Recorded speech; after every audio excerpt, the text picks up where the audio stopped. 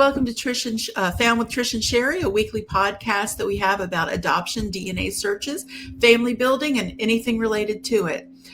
Today, our guest is going to be Dr. Kris Kittle. She is the author of the book Wisdom, one of the authors of the book Wisdom from Adopted Families, Joys and Challenges in Older Child Adoption. Welcome, Dr. Kittle. How are you? I am good. Thank you so much for inviting me to join you today. Thank you for being on the show. Yes. Could you tell us a little bit about yourself and your background and how you came to write a book about older child adoption? Certainly. So my husband and I adopted, she was 11 months old initially when we brought her home, who now is our youngest child, from China. And then when she was about 3, we kind of realized we didn't want to have her to be an only child. And so we felt called to adopt from China again, but she wasn't sleeping through the night. So my husband said, I'm not young. And what if we get another kid that doesn't sleep through the night? So we decided to adopt an older child. And that led us to a child who was getting ready to age out, which for China means 14. So she was just a few months shy of 14 when we brought her home. Yeah. That had to be a huge culture shock for you both. Yes, it absolutely was. Yeah, it was. And, for some people, it is an absolute nightmare. And for others, it works out just fine. For us, it was not easy, but it could have been a lot harder. Could you tell us a little bit about that? Yeah. So we, had struggles. I think every child has problems when they come home at 14 and the rest of the family came home a lot younger. Like, why does my sibling get to come home younger and I didn't? Like, why did I have to languish in China waiting for my family and, other kids don't? And that actually led us to, when she was 15, it led us to the process, me, not us, not my husband and I, me, to the process of writing a book about older child adoption, because I was realizing that we were on the cusp of adulthood and we were in a very rocky time. She was struggling very much and kind of wanted to drop out of school and lots of different things. And so it kind of began a journey of me figuring out, okay, well, how do you prepare a kid for adulthood? And realizing that all the resources out there to prepare a kid for adulthood don't really apply when your kid is 14 when they come home. Sure, they need to have the skills, but how you teach them the skills is a completely different story. And so I reached out to my co-author, who at that time was my youngest daughter's play therapist, Dr. Kelly Reed, and asked her if she would consider writing a book with me about older child adoption. And she was like, all in, absolutely 100%. This is a resource that's needed, because she specialized in adoption and she saw the struggles that families had.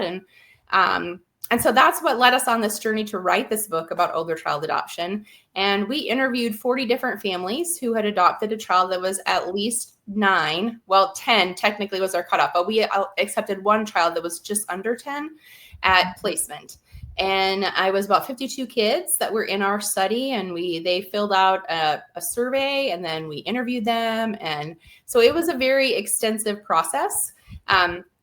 One of our requirements was they had to be home at least a year.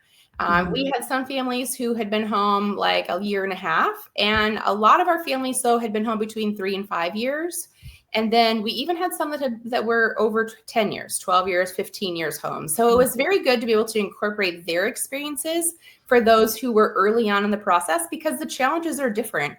And, everybody experiences it in a different way, and every kid is different. So therefore every kid responds different. Parents are different. Like, there's so many different variables in there.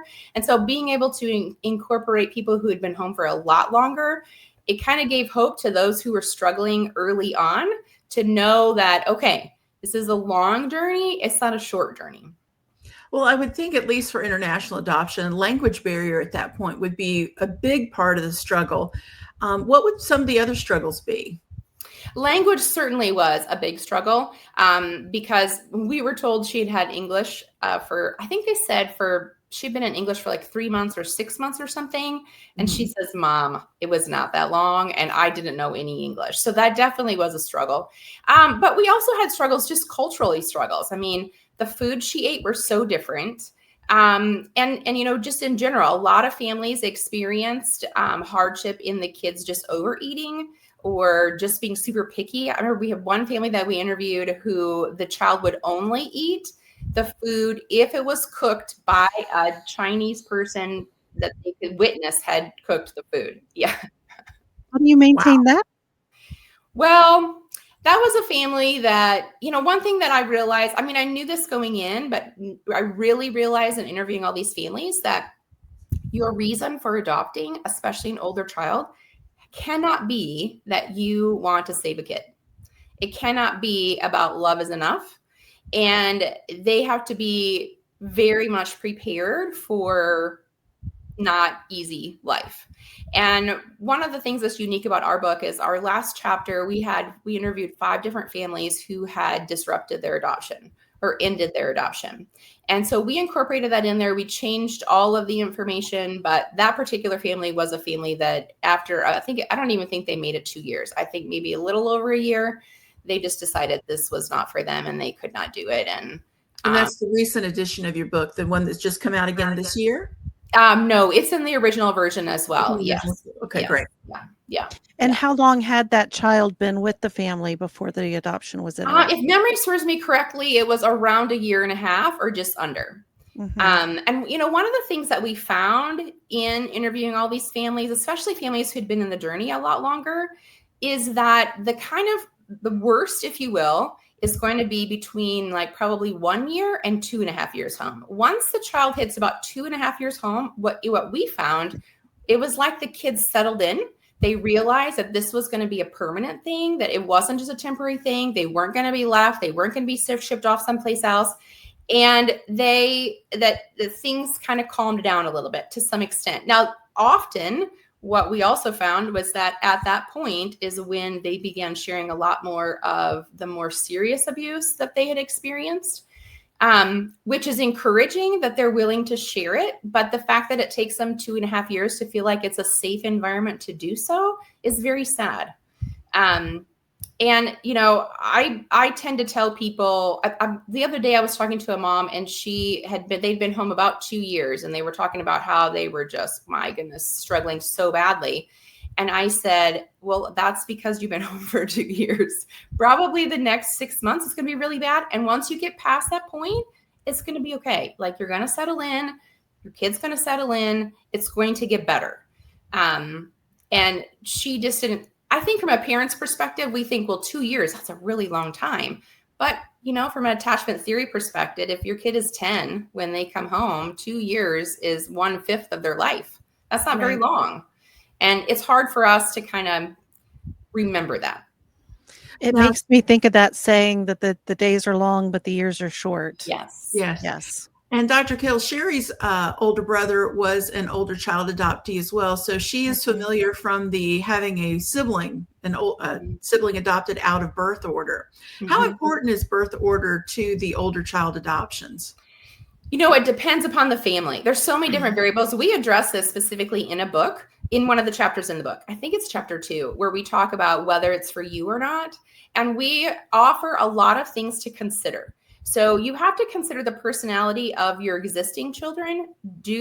How would your existing children handle not being the oldest or now being the youngest or being a middle child and they weren't a middle child before? Like, how is that going to play out? Look at their personality, look at kind of what are their strengths, what are things that are important to them? Is it important to them that they're the oldest boy or the oldest girl, or are they kind of indifferent? And then also your personality as your family, like as the parents, how are you going to handle it when your child acts younger than their chronological age or acts younger than your existing children? Like how is that going to work? Like you have to consider there's a lot of pieces to the puzzle on whether it can work or not. It worked for us and it works for a lot of people. I have several friends who adopted out of birth order and it worked, but there are other people it doesn't work for. So really going into it, and really our book is about trying to prepare people for what the possibilities are, making sure if we can get into the hands of the parents who haven't decided for sure that this is their path for them, so that they can make a good informed decision and there not be another disruption for the child or another rehoming situation, or that there's so much trauma for the existing children in the home. There's just so many things to think about. And so being able to provide them the opportunity to think about these things before they bring the child home and before they process all the way through this is really important to us. But even for those that have already brought their child home, we have ideas in there on how to address, if you're adopting out of birth order, how do you address some of these behaviors? How do you help your existing children cope with the fact that their older sibling acts younger than them? Well, that's a great one of the behaviors to look for, but what are some of the range? Can you kind of give us an idea of some of the things that you find consistently? So I can think of one family specifically who adopted an older child out of birth order. They were in our study, and their next youngest, who had been the oldest, really, really struggled with the oldest child not acting the oldest, and there being a lot of hostility between them as siblings. They were both girls, I believe. And that struggle between them, on that, the next child really struggled with the older one being immature, and the older one really struggled with the younger one being more mature and wanting to act older. And it was just a struggle of powers between them. And they really struggled with that. And so how do you as a parent deal with that? Well, I think being able to provide opportunities for both the new child and the existing child to be able to do therapy individually, talking to a good therapist, counselor, mentor, even if it's a well-educated mentor, would be a good idea. Or, and then also doing the two things together. Like, how can you help these two kids get to know each other and appreciate each other? They don't necessarily have to be BFFs, but what's something that they both could find interesting or would find interesting to do together, that you could do side by side, or you with the parent with them, do it side by side, so that you have positive things, positive interactions between the three of you, or between the two of them anyway, to help them to be able to cope with, this is life, we are siblings, and this is the way it is, So I'm thinking about my personal experience. So I was born in 1969, and then we adopted my brother out of foster care, ? When I think I was in second grade and he was in third grade. Okay. And he had gone through a lot of trauma and several failed adoptions and foster care. And I don't think that they told my parents the whole story. So this would have been in the 70s. I'm trying to think of what year this would have been. I'm pretty sure it was the 70s. Mid-70s. I think so. And now I'm thinking of all of the things you're saying, and I'm trying to implement them, and how much that could have helped. And things were so different in the 70s. And now I'm thinking of, I teach high school, in the mental health days that are implemented into our curriculum, and how much my students talk about mental health and how accessible counselors are, and how great of a resource it sounds like your book would be. I know my parents struggled. I don't think there were the resources. No. And that 2-year grace period that you're talking about. So the first year was the year that he lived with us before the adoption was final, and everything was perfect. And then after honeymoon period, but also he had been through failed situations and traumas, and he knew well enough that he needed to behave to get through the final adoption. And then the trauma came out, and nobody was prepared for it, and it was a struggle. And yeah, I wish I could say that nowadays parents would be more informed, but that is not necessarily the case, especially in international adoption, but not just in international adoption. We had families who adopted through foster care and were not told everything that was in their child's file, Right. So even now. Yes. Yeah. Yeah. So parents, and even then, even if they are showed the entire file, not everything that child has experienced is going to be in the file, because the social worker is not there to be able to document every single moment. And so parents have to realize that there is a lot of unknowns. For us, there was unknowns because she was 14, but then there was unknowns that, her file that came from China had nothing in it from the time she was 15 months old. So, that obviously there's not much you can trust with that. Right. But even families who don't adopt internationally, you are not told anything. You're not told anything. And so you have to know that there's just a lot of unknowns, and you have to be okay with just simply not knowing. Well, on the Well, serious, I think that's the same as people having biological children. You know, I have 4. 100%. Yeah, and my oldest is 34 and my youngest is 20. And exactly. You have no idea what you're getting into, Right. you know. Mm-hmm. Yeah. well, one of the things I think is important for us to talk about is we're all about the nitty gritty here. And I know that struggle is a word we're throwing around, and difficult and things like that. But I think there has been a dearth of realizing how not to scare people away, because it is certainly not everybody. But I know that there are sexual traumas, physical violence traumas, drug traumas, all that type of thing. Could you go into a little bit more of the serious side for us of things that parents maybe need to, or potential parents need to ask about, and what resources are available for them? Yeah, so I think we had a mom who had adopted, I think she'd adopted through foster care probably a couple of decades earlier, because I think that child was in his 30s when we talked to her, and I think he was a toddler when they brought him home. But then they had adopted some older kids along the way. So he wasn't their oldest, but he wasn't their youngest either. And she shared that you pretty much have to anticipate every single child that you adopt has probably experienced some type of sexual abuse. And so you have to go into it with that expectation. You pray and hope that that is not the case, but you go into it with that expectation. And then you make sure that you establish, if you have other children in your home, protections so that nothing does happen. Because as we know, children who have been sexually abused are more likely to act out that abuse on another child. And so you have to always make sure that you are protecting every child in the household, not, and not neglecting the fact that something could happen. We did have a family who had adopted 2 older kids, and the mom had experienced sexual abuse as a kid and felt like she had great awareness. And it was a number of years later that she found out she clearly did not, that one of them was abusing the other one in her house, often when she was home, and she had absolutely no idea. And she regrets not setting up proper, boundaries. I think that some adoption agencies are doing a great job providing resources to families. Some adoption agencies are not providing quite enough resources to families. I think there's a lot of talk about worst case scenario, or this or that could go wrong, but not necessarily about the middle of the road. Like, I think sometimes people go into it and they say, oh, that'll never happen to us. That'll never happen to us. My child that's existing would definitely tell me if something was happening, or if, someone tried to do something. And then they find out later that was not the case.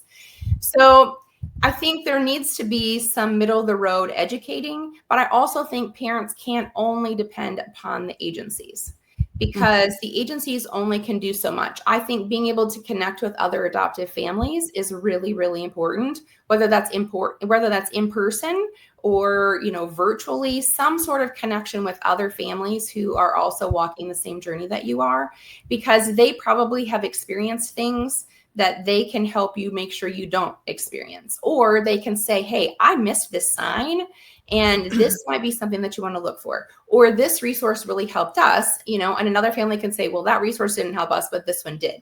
So being able to connect and creating your community of other adoptive families can help you be better prepared and be a better parent to all of your children. Right. And having those open lines of communications with your children, and using the proper vocabulary when it comes to, body parts and situations, and Yes. we're going to be open, and you're safe to talk to me about whatever, I'm sure is a big part of all of that. Yes. And then just being aware. Sometimes I think as parents, we get super busy and we miss certain things that happen, and not key in on certain behaviors or certain actions or certain looks or certain responses. And so being more keyed in, as parents, it's just another thing that we have to do and think about and be aware of, so that we can say, I noticed that when your brother said this, you kind of flinched. So let's talk about that. Why did that make you flinch? So that you, like you said, keep the open communication, but Right. also providing them opportunities to be able to talk about it, so that they can say, yes, I flinched because, now it's not going to come out that easy, obviously, but they're open to say, okay, well, mom noticed something, so maybe if I say something, mom will be okay with that, or dad will be Right. okay with that, whatever. All right. And being a safe place to come to, regardless of your comfort level, Right. it's uncomfortable to hear some of these things, and especially not to put blame on yourself, but Right. just to provide that open, safe space for the communication to happen. Yes. What are the common threads that you see, especially in your research and in your book, with the older adoptions? What are the common things you saw come up? So I guess, I think one of the biggest things that we saw come up that is incredibly common, and it doesn't matter if we're talking about any of the families we interviewed or families that we have talked to after that, feeling love for your kid, because all kids do things that are not lovable, right? But it's harder when you bring your child home older. So I had a very wise mom tell me once, when you adopt an older child, you do not have the memories of the teeny tiny cute baby, those cute little precious moments, those little laughs, the little sweet things. So that when they become the teenager, which it seems like the sweet little kid goes hiding someplace at times, right? You don't have those memories to go back on and say, okay, they're being kind of difficult right now, but they're not a difficult kid. But when you bring the kid home and you walk right into the difficult, then it's hard to love them and remember that they were a precious little baby too. You just didn't have those memories with them. So being able to work past your own feelings and frustrations is one of the big things that we've noticed in feeling love for your newly adopted child or your older adopted child. I think another one would be the parents being on the same page, or the child trying to triangulate. That was a common thing that we saw as well. And so the parents being aware that could happen. I think some of the families, I know at least one, if not two of the families that we talked to went through divorce after their child came home, partially because of the child's behaviors and actions and things. And, perhaps the marriage wasn't as strong as it was before. I think one dad said something, if you have any cracks in your marriage, older child adoption will blow them wide open. So, making sure that you as a couple are strengthening your marriage. And if you have some weak points, making sure that you address those before your child comes home, or like we talked about, the honeymoon period, 6 months, 9 months, year, that you address those things while things are going well. Let's see. So loving your child, your marital relationship. I think also a struggle for some of the families is the child-to-child relationship, the new child and the existing children, especially if the new child's personality or interests are not common in the group. So if your family is not, like if your family is all extroverts and the new child that comes in is an introvert, that can be very difficult. There's a family that I've been talking to recently, and I think that is the root cause. The parents perhaps don't value their child as much as they could because the child is an introvert and very different than them.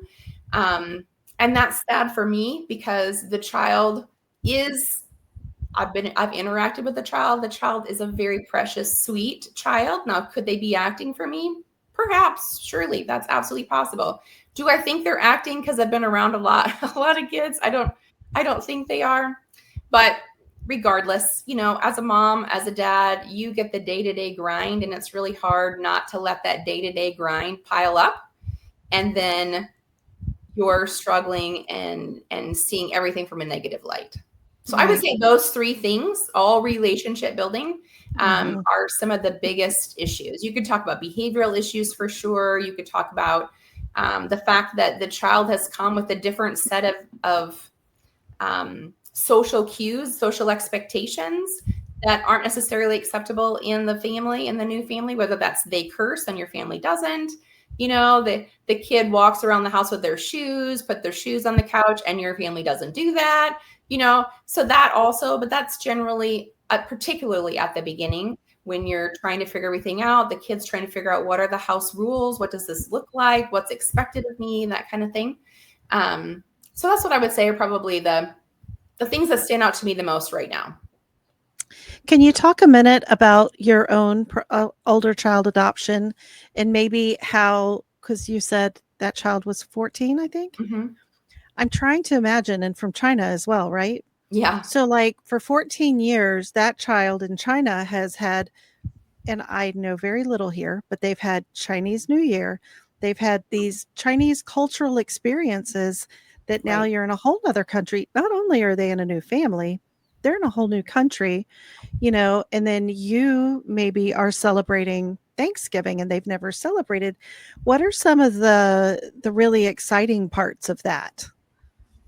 Well, for us as a family, I'll admit I was not the best. I'm not the best at holidays anyway, but I had to be very intentional to make sure that we celebrated autumn moon, that we celebrated, it's like it's Children's Day. That's what it's called.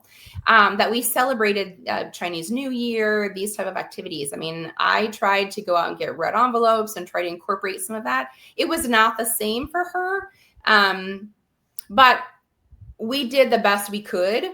And she, even to this day, she's 28 now. She still celebrates. She doesn't celebrate all those things. She does do Chinese New Year. She does do Autumn Moon Festival, maybe a few other things. Mm-hmm. But she usually goes to Chinatown. We've done that before. We went to Chinatown early. Her first few years, we tried to go to Chinatown so we could experience the Chinese New Year stuff. And it was fun because my youngest, she was 4 at the time. And so her being able to also from China, being able to experience those things too was really great to be able to incorporate her culture in to our family. And then, the American and birthdays. So she hadn't been home but just a few months and she had her first birthday in America. So she turned 14 then. And, in China, especially at the orphanage, they just celebrate birthdays basically one day a year. One day is like happy birthday for everybody. And then that's it. There isn't really anything else. And so it was very different for her because she got all these presents and we realized in the process of bringing her home that one of her very best friends was going to be adopted by a family in San Antonio. And so she came home just about a little over a month after my daughter came home. And so we planned for her birthday because the other girl's birthday was just a month later than my daughter's. And so we got together, we met halfway, we did hotel things and we did fun things. And, so it was a really big birthday. And I thought, oh boy, she's going to think every birthday is like this. But right. She loved being celebrated. So yes. And so you have the 2 daughters and they both are of Chinese descent. Mm-hmm. Yes. Have you been back? Have they been back? Well, we planned on going back in 2020. And unfortunate. Yes. Exactly. And then that all canceled. So, and my oldest was pregnant at the time. So after that, there just hasn't really been, an opportunity. Mm-hmm. Her girls are now almost 5 and 3.5. So, that's just not something we can do when they're little, unfortunately. And then my other question is, have either of them talked about finding their biological families? We have had a lot of conversations about that. My youngest says, I don't want anything to do with it at this time. She might change her mind at some point. How old is she? She's 18. Okay. Yeah, that's how she feels right now. My oldest went through the gamut of emotions over the years. We've talked about lots of things. We talked about doing DNA. We've talked about doing these things. And at where she is right now, she isn't interested in trying to find the birth family at all. Now, again, that might change at some point in the future. We're always open to the ebb and flow of whatever you would like to do. We can talk about it and I will help you as much as I can. And we will do whatever steps you're willing to do or you want to do in order to try to find, your birth family or anybody connected to your birth family. But at this point, for my girls, they're not interested in doing them. But not every kid is like that. And another friend of mine, her daughter, she won't even do anything with anything Chinese, period, even though she also is in her 20s. She's like, I want nothing to do with China. I'm, they didn't care about me. I don't care about them. That's her mentality. And, her mom is like, well, I understand that. And you might change your mind in the future, So just keeping the conversation open is the one thing we have done. And I know she has too. And I am of the opinion, I would love to have nothing more than to be able to provide them information that I cannot provide them, whether it's medical, whether it's, who did you get this trait from? Who did you get that trait from? Personalities, whatever. I would love to have that information to give my kids. And I personally find it a little frustrating when people want closed adoptions because they don't want their kids to know that information. And I just think that that is not necessarily in the best interest of the kid. I think that what you then lead to is the kid doing it secretively and feeling like that's not a conversation that I can have with my parents. And so I got to figure this out on my own. And for me, as someone who might never have that information to be able to tell my kid, that's sad because I would love nothing more than to have that information to provide them. And they can, do with it as they wish. But I wish I had that information. As far as we've talked a lot about the things that could go wrong in therapies and things like that may be needed. What are the joys? What have you found through your interviewing and research that makes it special? Yeah. I think for a lot of the families we talked to, that the joy part is just the growing of the family, getting to know somebody new, getting to love somebody different than you, getting to grow your family from the standpoint of not only in numbers, but then teach your other children to be able to expand and grow in that way as well, emotionally and socially and culturally, has been a great joy. It also is a great joy when you see this child that you bring home that, maybe was 10 or 12 or 14 or 16, and to see them blossom is just one of the greatest joys, regardless of how many challenges you have. Being able to see them blossom into a successful human being, into a balanced individual, someone who can contribute to society, to see them be able to, you can physically sometimes even see them feel confidence that they have their family support and they have that strong foundation that you're going to be there no matter what happens. There's just, is it hard? Yes, it's hard, but there's just great joy in that too. I mean, not everything that's hard is bad, right? Correct. Right. And most things that are hard are worth it. Absolutely. And it is 100% worth it. Yes. It absolutely is. But you really have to know you have to know that it might not go well. I mean, you have to go into it very open-handed and not feel like you want to control every single aspect, because it will probably not go well if you go into it with that mentality. So I have a friend, he was a coworker, now he's a friend, and we don't work together anymore. But he and his husband adopted their daughter out of foster care. And I want to say she was in 8th grade. Okay. And now she's in her 20s. And I'm wondering, like, my thoughts on that personally were, how much of a bond can you build in such a short amount of years? And what is life like for most of the families that you've followed through with? Like, is it established enough after 14 to 18? If they leave, if you've got you adopt a child at 14, they leave your home at 18. How is that bond? Are they closer to those parents? Are they, just leaving at 18? Like, does it vary depending on all the people? Of course it varies. It has to vary, but what tends to happen there? Well, I think there's a lot of things. I think for a lot of families, things go fine. A lot of the kids don't launch at 18. A lot of them are older than that. Some of them don't even go away to college. They might stay home if they're going to pursue any additional education after high school. And some of them don't. But for some of them, I think the biggest predictor, if you will, on what's going to happen with that is how the parents connect with them before then. So I'm of the belief that you have to work on the foundation and making sure that you can connect with them when you have opportunities, and being very selective in the things that you make a big thing, because not all things need to be made into big things. And so the more things that you don't make into big things that are not big things, like table manners, for example, or, cussing or clothing choices, those kind of things, within reason, of course. When you don't make those things the big things and you let your kids express themselves in who they are, even if it's different than what you would do or what your other family members would do, you are providing them an opportunity to be who they are, and they're more likely to trust you and come back to you and consider you a resource, as someone who's going to always be there.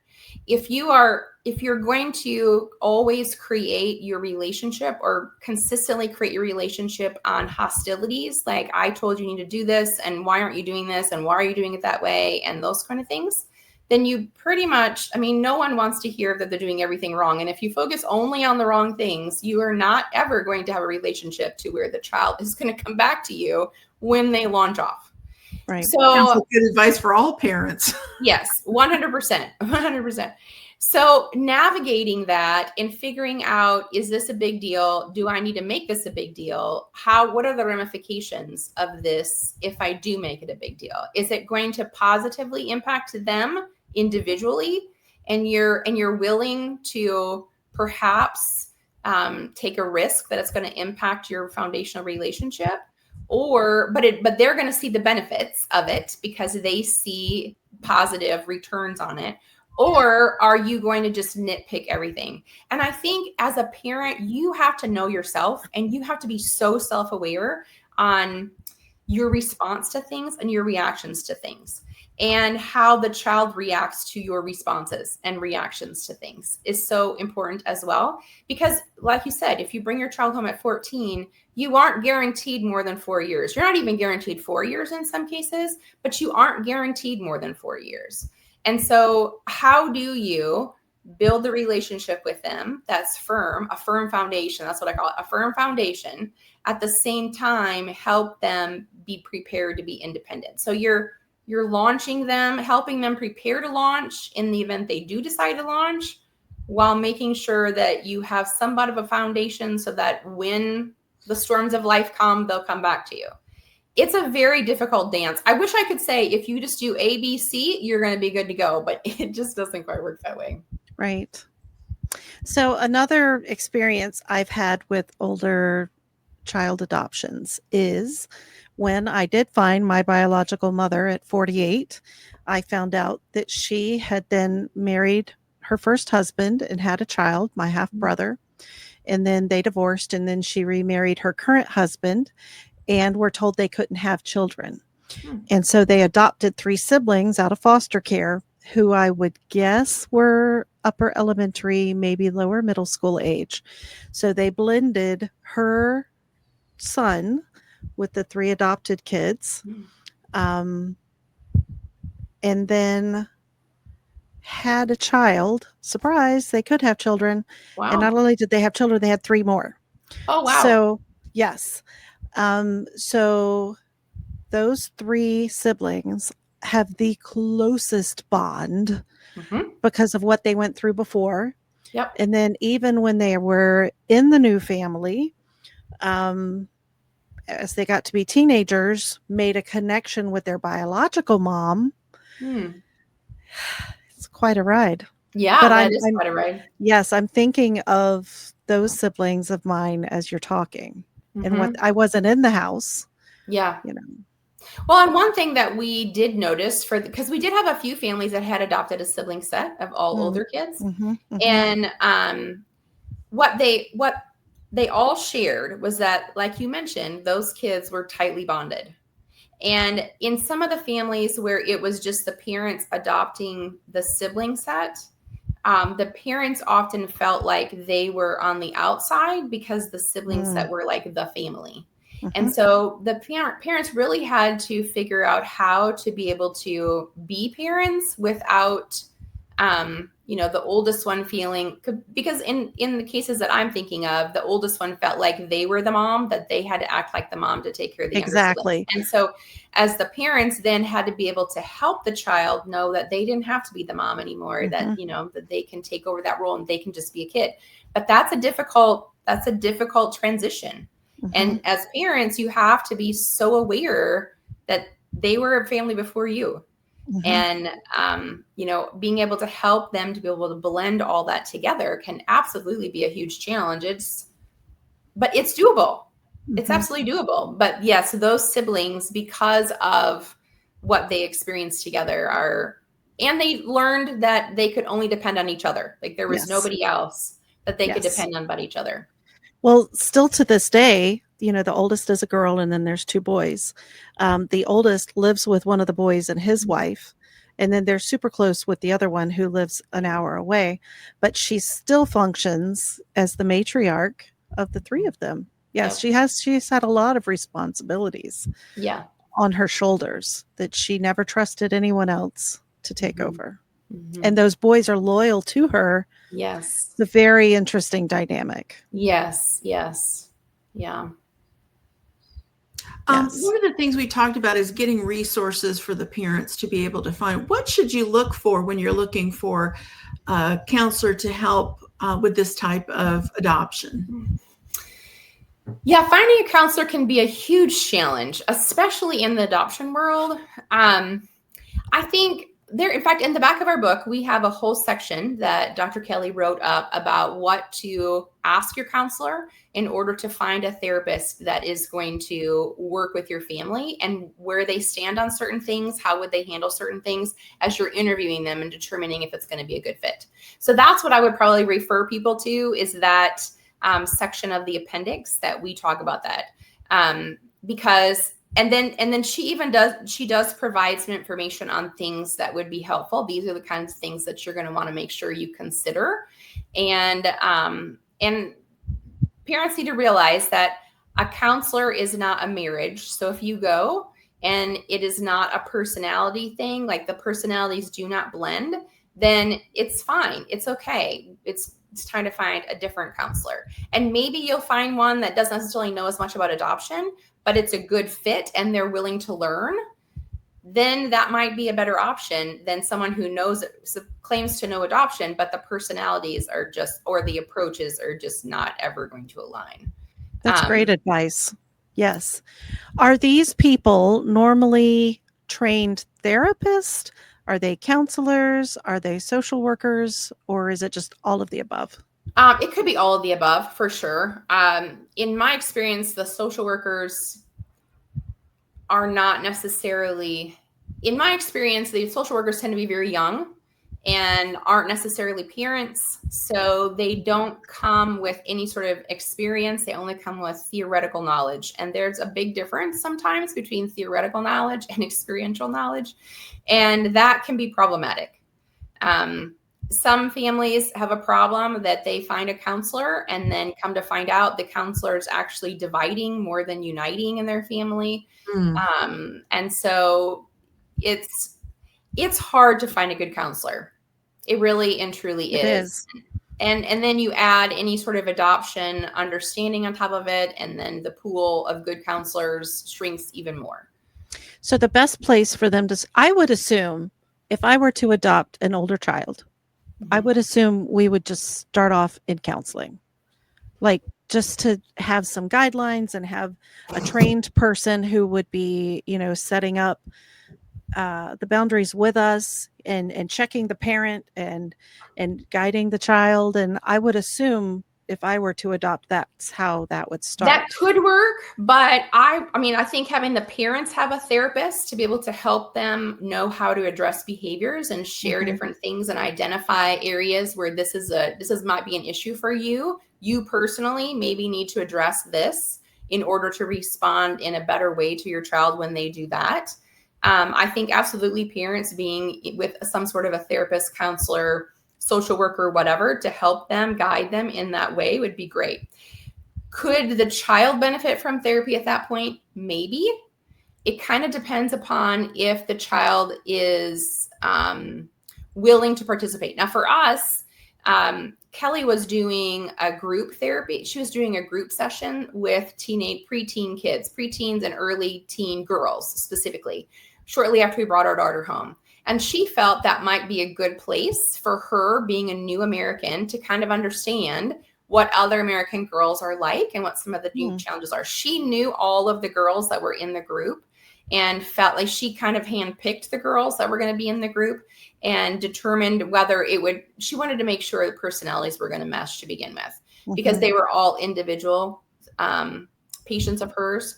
And so she picked them, and it was very good for our daughter, and I think for the other girls as well. And they did do some talk therapy, but they did art therapy, and they did cooking together, and they, just did different activities together to kind of help them get to know each other and how you interact with other teenagers. And, how does adoption play into your challenges, or, the things that you're facing, your perceptions of things. And it was a very positive experience for her. I don't know that every kid would necessarily benefit from it from the get-go. Some kids think, if you're gonna put me in therapy, there's something wrong with me, and you take me home and you instantly put me in here, what's wrong with me? Some kids would be like, oh, this is exactly what I want, so this is where personalities, I think, come into play for the kids on whether they would find it to be a helpful resource, or maybe waiting for a little while. I think it's certainly something that you need to consider to have in your back pocket at some point in the future, and when your child might be ready to address particular issues or might be struggling with certain things, then you feel like a therapist might be a good option for them to be able to work through those things if they're not willing to talk to you about it, or you feel unprepared or ill-equipped to have that kind of conversation with them. Right. What were your experiences with adoption before you adopted? I have a cousin who's adopted, and she's domestically adopted.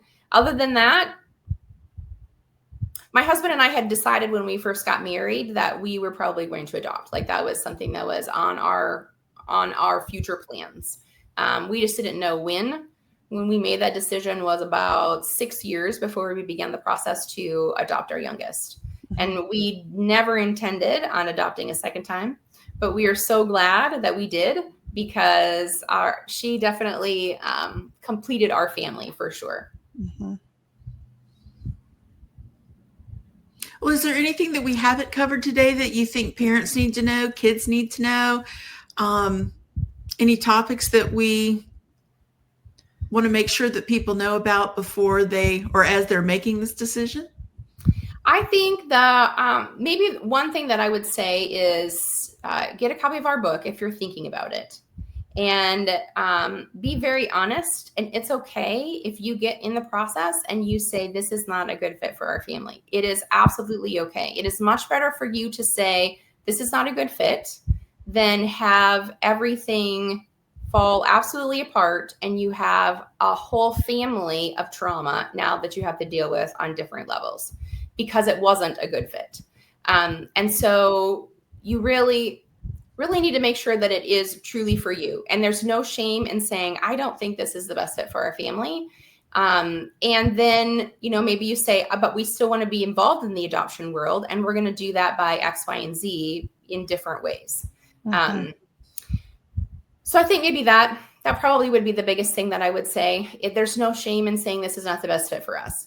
The other thing that I would say is, if you do decide to adopt, particularly if you're going to adopt an older child, be prepared for people to tell you you're not doing it right. People who have no idea what you're experiencing at home, what the journey is like. They are always going to try to Monday morning quarterback you on what they think you should be doing or what you shouldn't be doing. And, they might have some good information to share with you, but they might also have absolutely no idea what they're talking about. Right. So realizing that younger child adoption as well. So that's exactly adoption in general. That's true. That's true. So just realize that everything is probably going to change. There's going to be sad parts of it. You're going to lose friends. You 100% will lose friends because they do not understand. They don't understand. and they can't understand if they're not willing to listen or be willing to experience this with you. But you will also grow and be able to meet new people and spread your connections in ways that you never thought possible. There are people that, you meet through the adoption community that you had no idea that you really needed to meet. It isn't even just that you connected over adoption. That was the first step. That there's so many more connections and commonalities that you have with them besides adoption. So there's going to be challenges, but there's going to be a lot of joys. There's going to be losses, but there's also going to be gains. Yeah, that's great. We're definitely putting the link to your book in the bio of this podcast. Yes. And we'll share it. And that is Wisdom from Adoptive Families, Joys and Challenges in Older Child Adoption. And it is available on Amazon and through order by bookstores around the country. Awesome. Thank you so much for being here. This was fascinating. Yes. I really appreciate it. Yes. Thank you so much. All right. We'll talk to you soon. Okay. Sounds good. So in closing, thank you for joining us on this episode of Found with Trish and Sherri. Please like and share the podcast and subscribe so you never miss an episode. If you have a related story that you think we might be interested in, you'd like to consider being on a show in the future, please email us at foundwithtrishandsherri@gmail.com. Thank you so much.